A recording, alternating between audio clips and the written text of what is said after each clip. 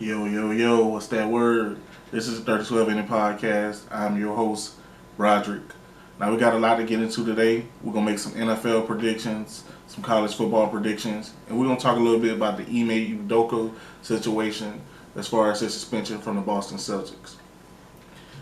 So, first, let's start it off the first game, and we're going to be off the phone tonight to check out who's playing who, things of that nature. So, NFL starting off with the Bills at Dolphins. This probably the game of the weekend. Honestly, I think this is going to be a close game. Both teams obviously have high scoring offenses, high efficiency offensive. It's going to be hard to make a prediction for this game, but Buffalo does have a complete team. They have a complete team in the sense of their offensive is explosive and their defenses hold teams to a small amount of points. They really put it together. They're well coached. They've been in that system for years now on both sides of the football.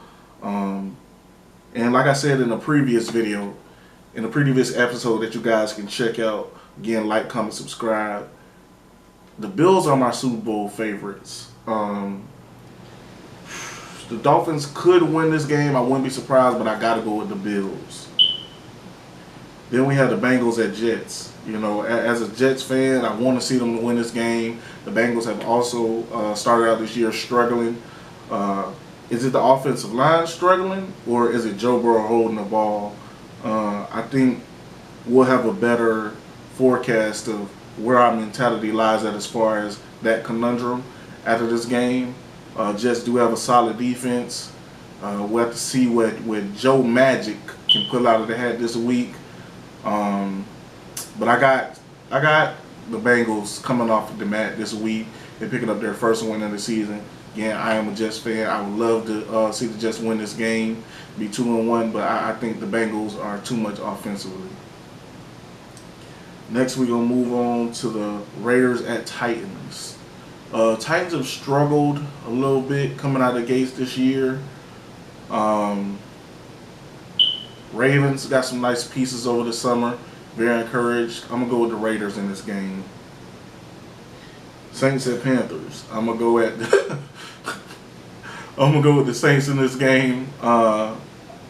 You know, I love Jameis Winston, Florida State Heisman Trophy winner, national champion. Panthers have obviously struggled. If you can, go watch that excerpt from Dan Orlovsky on I don't know what show he was on, but he was talking about how formationally Christian McCaffrey was basically tipping off the plays to the defense. If you can, go watch that, but I got the Saints in this game. Next, we have the Ravens at the Patriots. This should be a nice, low-scoring game. Ravens definitely had a good game plan, and they played a hell of a game last week against the Dolphins. I love Lamar, Florida boy, so I'm going to go with Lamar in this game. In the Ravens, I should say. Lions at Vikings. Lions have definitely looked like an improved team under Dan Campbell. Of course, they were in good position for good draft picks, underrated free agent signings. Vikings, obviously, they should have an explosive offense, a good enough defense. They do have veterans on both sides of the football. Maybe if this was next year, I'll be picking the Lions, but right now I'm going to go with the Vikings. I think Dalvin Cook's going to be a strong fantasy contributor in this game. And also, we all know that Justin Jefferson is a hell of a fantasy contributor. But in reality, they both are superstars in their own right. So I'm going to go with the Vikings to win this game. Eagles at Washington Commanders. Still feels weird not saying the other name, but Eagles at Commanders. Commanders have struggled a little bit. I think it's finally time to admit that that defense in 2020 was probably an aberration. Players were playing above their head, but you know, they got some pieces on offense. But I just love what I seen from the Eagles last week when they played the Dolphins. Jalen Hurts is playing really well. He looks like he's working on his game a lot, and of course, it really helps when you get a superstar receiver at A.J. Brown.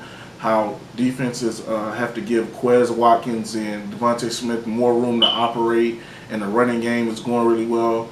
Miles Sanders, he's a very patient running back. And you have the threat of Jalen Hurts taking off and running and scoring touchdowns as well. Veteran, one of the best offensive lines in the league. I really like the Eagles this year. And honestly, well, I ain't going to say nothing crazy. I just think they can make some noise in the playoffs. Put it like that. We got the Chiefs at the Colts. Colts have really struggled this year. Chiefs, Patrick Mahomes, best quarterback in the league. I'm going to go with the Chiefs in this game. Texans at Bears. I'm not going to get disrespectful. I do kind of like what I've seen with Justin Fields this year. He surprised me a little bit. But I guess I should expect some second-year growth, especially with the changing of the whole regimen almost as far as the front office and the coaching staff. Versus the Texans, I mean, they did look very improved against the Broncos, so I'm going to say I'm going to pick the Bears in this game to win. I think it's going to be a low-scoring affair, though, but I'm going to pick the Bears. Jaguars at Chargers. This ain't really tough, but as a Jacksonville native, I should really check and see like where they're playing. I'm not sure if it's home or away, but Jaguars or Chargers. See, my girl is from San Diego, so she don't really root for the Chargers. She root for the Steelers, but she should like the Chargers. And I reside in Jacksonville, so this was a tough one to pick. But honestly, I just like the Chargers. They got Derwin James and Asante Samuel, Trey McKitty, a couple other Florida State players. So I'm gonna go with the Chargers in this game. I heard something that Justin Herbert might not play this week, so that's concerning. If they have to go with Chase Daniel, if that makes the game, in my opinion, a coin flip. But if he can go, I got the Chargers winning convincingly. But if he can't, it's a toss-up, and it would be a great opportunity for Trevor Lawrence and the Jaguars to pick up a marquee win for their season. Rams at Cardinals. I remember watching this game in the playoffs, and tough game to watch. Of course, Kyler Murray had a total implosion. Of course, Jalen Ramsey. I love that defense. I'm gonna go with the Rams in this game, the reigning Super Bowl champions. And see the Packers at Buccaneers. This should be a really good game. Mike Evans is suspended for one game at this altercation. Another one with Marshawn Lattimore. I like the Bucs in this game though. I like the Bucs in this game. The passing corps of the Packers haven't really shown that much. I still believe they could turn it around. I got Sammy Watkins, Randall Cobb, a couple veterans, a couple rookies. And Aaron Rodgers, of course, is Aaron Rodgers. But I think the Bucs, like I was saying about the Bills, are too much of a complete team on both sides of the ball. Even though the Packers have a nasty defense, I got the Bucs in this game. I'm going to stick with my gut. I got the Bucs in this game. Falcons at Seahawks.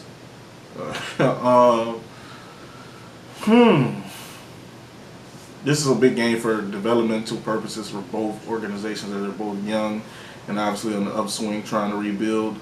Geno looked really good in that Week 1 game versus Russell. I believe they came back to earth last week. I'm going to pick the Falcons in this game. I like their young pieces.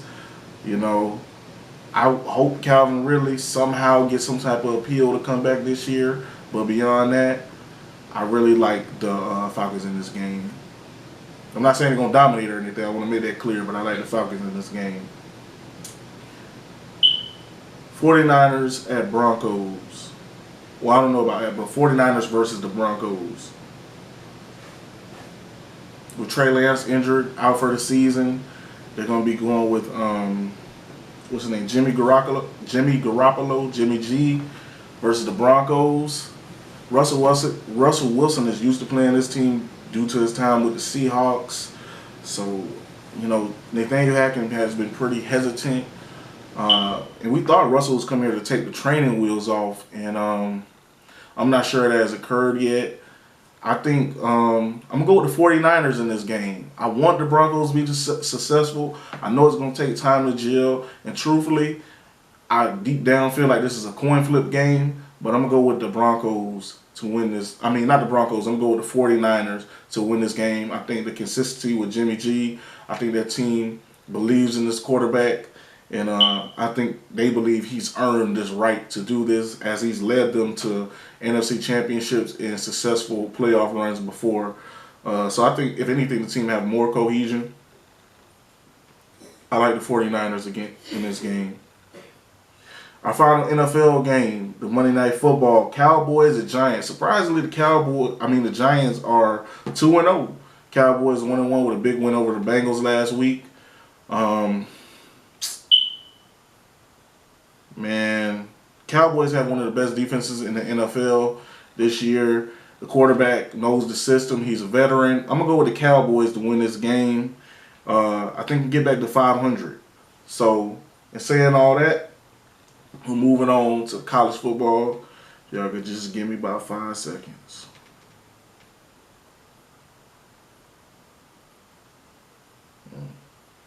So, started off, we got Baylor at Iowa State.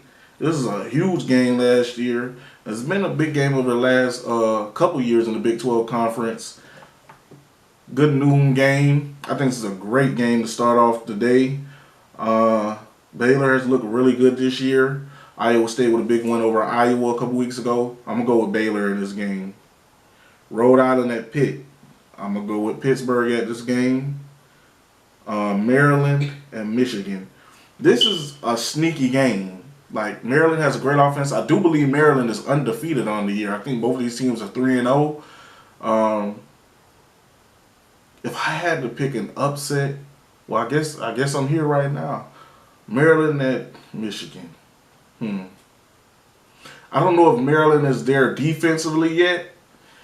This would be a huge win for the program as far as Coach Loxley and how he's trying to get the Maryland fan base to believe and recruiting success-wise. Michigan obviously has it humming right now. My head is telling me Michigan. My heart is telling me, hey, go ahead and go with Maryland. I'm going to go with Maryland. I know Michigan fans going to get me in the comments. And if you disagree or agree with any of my picks, let me know down in the comment section below. Again, y'all like, comment, subscribe. Visit Hattie's Collection. I appreciate y'all. Moving on. Kent State at Georgia. Central Michigan at Penn State. Central Michigan has a nice offense. They've been playing well over the couple weeks. But Penn State, I love what James Franklin has done with his team. They really believe in this guy. Obviously, not just the team, but the university itself, giving them a huge extension last year. They had a really big win over Purdue, and they destroyed Auburn last week at Auburn. I like Penn State in this game. Clemson at Wake Forest. Huge ACC game. They both came into this year as front runners in the ACC Atlantic Division. Obviously, Clemson, I won't say they fell off, but over the last couple years, they haven't been the Clemson that we come to like expect in a way in the offense. They haven't struggled, but they haven't looked dominant as well. Maybe they get back into this game. Wake Forest doesn't have a great defense, but we know they have a great offense, including I think it's the second game since the return of Sam Hartman. Now, they only beat Liberty by 1 point last week, Wake Forest. And I'm going to pick Clemson to win this game. To stop Wake Forest, which I don't know if it's possible, you have to, against that slow mesh, you have to have a good defensive line. And Clemson has one of the best defensive lines, if not the best, in the entire country. I'm going to go with Clemson in this game. And I'm going to see how they do. I want to see how they defend the Clemson offense, what they do. Maybe other teams could create a roadmap. Florida State. Maybe they create a roadmap to how to slow them down a little bit. But I'm definitely going to watch this game. This will be a great noon game.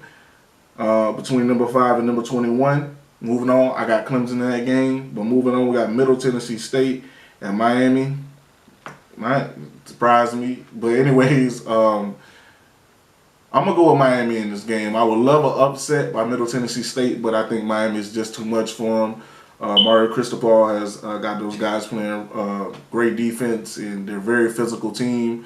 I think the athletes are going to out-athlete the Middle Tennessee State players. And I expect to see some of the recruits from Miami's last recruiting class, which I really liked. Had a lot of players that were very athletic and dominated the high school level. So we're going to see how it goes, but I like Miami in this game. Florida at Tennessee. Florida, I mean, what can I say? They had the benefit of a lot of home games early in the season. Went toe-to-toe, life and death with USF last week. Anthony Richardson is struggling. Seems to be injured.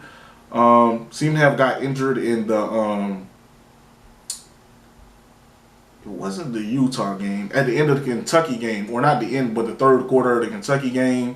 Still hasn't thrown a touchdown pass this year, but they've done great in the run. Trevor Etienne looks like a young superstar in the making.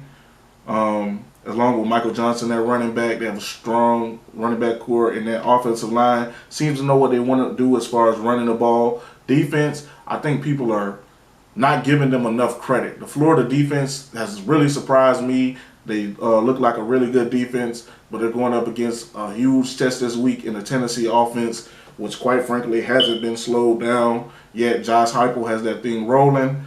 I'm not sure who number 11 is at receiver, forgive me, for Tennessee, but just watching his film, you can tell he's going to be a top 3 or 4 round pick in the draft, maybe even second round. He has the height, he has the speed, he looks like a good young player. I got Tennessee in this game. This is Florida's, in my opinion, I know Utah was ranked higher, but in my opinion, this is Florida's biggest test of the year so far. It's at Tennessee.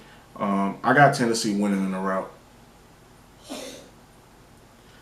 Texas at Texas Tech.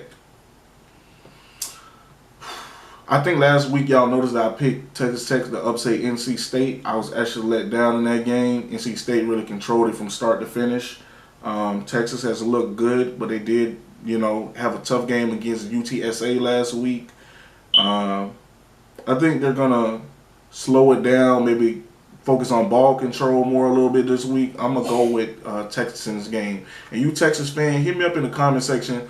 What's the update on Quinn Ewers? Like, does he have a scheduled timeline to return? I really like how they look in the Alabama game. And just give me an update on that situation. I appreciate it. Tulsa at Ole Miss. This is always a tricky game for Ole Miss. I don't think it's going to be this year, though. Tulsa doesn't seem to be the Tulsa of the past couple years. I'm going to go with Ole Miss in this game. Oregon at Washington State. I believe Washington State is 3-0 undefeated. Yeah, they are. Oregon looked really good against BYU last week. Really got a dominating win against BYU. Obviously, when they played Georgia, we all saw that. But Georgia is Georgia. They're going to do that to most teams they play. BYU was a really solid team. Oregon and Washington State, I think Oregon's going to get the win this week. But I wouldn't be surprised either way. I think this is a coin flip, but I think Oregon is just too physical at multiple positions. Arkansas at Texas A&M. It should be a good game. I mean, Arkansas went toe-to-toe against Missouri State last week, and they were on upset watch. Texas A&M played Miami, got a big win. I think that's going to reinvigorate the fan base. They're missing a lot of, not fan base, but the team. They're missing a lot of players, especially in the secondary last week against Miami. Max Johnson, new at quarterback. He didn't impress me all that much, but he got enough. He did enough to get the job done. Arkansas has explosive offense. I'm going to go with Arkansas in this game. Northern Illinois at Kentucky. I'm going to go with Kentucky. Wisconsin at Ohio State. This will be a nice game. I think it's going to be a great atmosphere. Obviously, we know that Wisconsin consistently comes with a great defense and a good enough offense, and I think that's going to be the case again this year. Ohio State is Ohio State, always supremely talented. Their defense just got a new coordinator from Oklahoma State. I think they're still figuring it out a little bit. That's why they've had good showings, and it's kind of terrifying to think about what they can be when they get this defense down pat with the players that they have. Obviously, the offense they got the talent. The offense does what the offense does. I got them beating Wisconsin in this game and moving on into Big Ten play. Connecticut at NC State. I got NC State in that game. Vanderbilt at Bama. I got Bama in that game. Kansas State at Oklahoma. This should be a nice game. Hopefully, Deuce Vaughn could give us some more highlights. Admittedly, I haven't watched the Oklahoma game this year. Maybe this will be the one. I want to see what their offense is like. I know they picked up Jeff Lebby from Ole Miss. He's a great offensive coordinator. In my opinion, should be a head coach by now. I'm sure he's going to get his opportunity when the season is over with. Dylan Gabriel, nice transfer from UCF. I got Oklahoma in this game. USC at Oregon State. I believe Oregon State might be undefeated too at USC. Classic Pac-12 battle. I don't think anybody's going to be stopping anybody in this game. Oregon State might have a better defense than USC. Actually, I believe they do. But that USC offense, obviously transfer laden, a lot of superstars, a lot of high NFL draft picks, a lot of top 5 players at their position as far as NFL potential, in my opinion, in the next 2 drafts. I'm going to go with USC in this game. Wyoming at BYU. I think BYU is going to have a bounce back week this year, really exercise them demons. And that's kind of funny to say when you think about BYU. But anyways, I think we're going to see some young players playing by the end of this game against Wyoming. Utah, Arizona State. Obviously, Arizona State just fired Herm Edwards, a legendary coach. There's a lot of weird stuff coming out about them as far as coaches potentially leaking information about Herm, maybe about the game plan to other coaches to get them fired more quickly. It's a dirty world we living in. It's an evil world we living in. Obviously, they're in disarray. They got to find a head coach. It's not going to be Mike Norvell. I know one website came out there and they're talking about as far as odds, he's a leading candidate. Don't trust on it. Mike ain't going nowhere. So I got Utah in this game, to say the least. Stanford at Washington. I got Washington in this game. I love how they look. I believe they're undefeated as well. Quarterback Michael Penix transfer from Indiana. He's looked really good since he's been at Washington. He's getting comfortable in that system. I think they made a good head coaching hire. I got Washington in this game. And finally, they ain't listed. It was disrespectful, but Florida State versus Boston College. Obviously, y'all know what it is. I believe Florida State, after just picking up 5-star receiver Hakeem Williams today, they go on to beat in a sellout Boston College at home. Go Noles. And a little bit about the Ime Udoka situation before we get off. I know that, in my opinion, it's overly harsh to suspend a man the whole year for a consensual relationship matter. Now, I know stuff came out today that suggests that maybe it suggests that there were unwanted comments, so maybe it wasn't as consensual as the initial reports. I still have to do more research on it before I can say anything definitive. But from the reports, we can determine that no actions were taken as far as physically unwanted actions. I think the suspension was harsh, especially in light of Brent Favre stealing millions of dollars from poor Mississippi people, or from anybody, stealing millions of dollars from people as a rich man. I mean, it happens all the time, but still, why is that not given as much coverage as the Ime Udoka situation? Like some stuff that we shouldn't even have even known about. This happens more often than what you guys think. Teams can say something all the time like suspended for conduct detrimental to the team or something like that. And we would have batted an eye. Maybe we would have wanted to know, but eventually we would have forgot about it. This is something that unfortunately people have to talk about, and it's dominated the news cycle over stuff that's way bigger than that, especially with news about Robert Sarver selling his team. We have to see how that go. There's a lot to talk about that, but we're going to get into more of that stuff in the next episode, episode 12. Make sure y'all check this out on YouTube and Spotify. Again, 3012 in it podcast. Again, y'all like, comment, subscribe. Visit Hattie's Collection. We got a lot more content coming from y'all. A lot of big announcements coming soon. I appreciate the support. Thank you.